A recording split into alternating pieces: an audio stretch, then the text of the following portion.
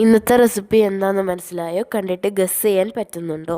Hi, എല്ലാവർക്കും ഞങ്ങളുടെ പുതിയ വീഡിയോയിലേക്ക് സ്വാഗതം. ഇന്ന് നമ്മൾ ഉണ്ടാക്കുന്നത് ഒരു സൂപ്പർ ടേസ്റ്റിയായ മല്ലിയില ചമ്മന്തിയാണ്. മല്ലിയില ചമ്മന്തി കഴിച്ചിട്ടുണ്ടോ? ഇത് നല്ല ഈസി റെസിപ്പിയാണ്.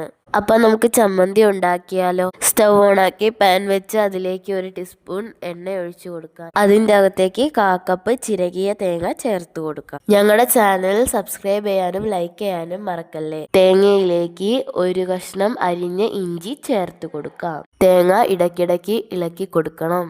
അതിലേക്ക് 1 പച്ചമുളക് അരിഞ്ഞത് ചേർത്ത് കൊടുക്കാം. ചേർത്തതിന് ശേഷം വീണ്ടും ഇളക്കി കൊടുക്കാം. തേങ്ങയിലേക്ക് 5 ഉള്ളി ചേർത്ത് കൊടുത്തതിന് ശേഷം വീണ്ടും ഇളക്കാം. 3 അല്ലി വെളുത്തുള്ളി ചേർത്ത് വീണ്ടും ഇളക്കി കൊടുക്കാം. ഇടയ്ക്കിടയ്ക്ക് ഇളക്കി കൊടുക്കുന്നത് അടിയിൽ പിടിക്കാതിരിക്കാനാണ്. അതിനുശേഷം 1 തണ്ട് വേപ്പില ചേർത്ത് കൊടുക്കാം.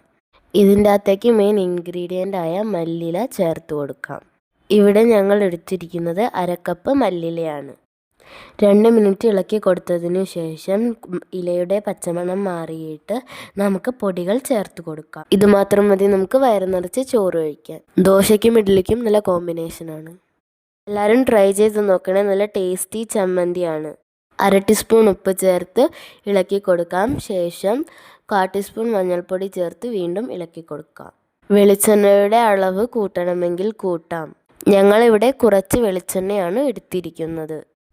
ഇളക്കി കൊടുത്തതിന് ശേഷം 1/2 ടീസ്പൂൺ മുളക് പൊടി ചേർത്ത് വീണ്ടും ഇളക്കാം. എരിവ് കൂടുതൽ വേണമെങ്കിൽ മുളക് പൊടിയുടെയോ പച്ചമുളകിൻ്റെയോ അളവ് കൂട്ടാം. ഇനി ഇതിലേക്ക് നെല്ലിക്ക വലിപ്പത്തിലുള്ള 1 കഷ്ണം പുളി ചേർത്ത് കൊടുക്കാം. ഇളക്കി കൊടുത്തതിന് ശേഷം സ്റ്റവ് ഓഫ് ചെയ്യാം. ഈ കൂട്ട് തണുത്തതിന് ശേഷം മിക്സി ജാറിലേക്ക് മാറ്റി കൊടുക്കാം. നമ്മളിപ്പോൾ വെള്ളം ചേർക്കുന്നില്ല. പുളിയോ ഉപ്പോ കുറവുണ്ടെങ്കിൽ ഇപ്പോൾ ചേർത്ത് കൊടുക്കാം.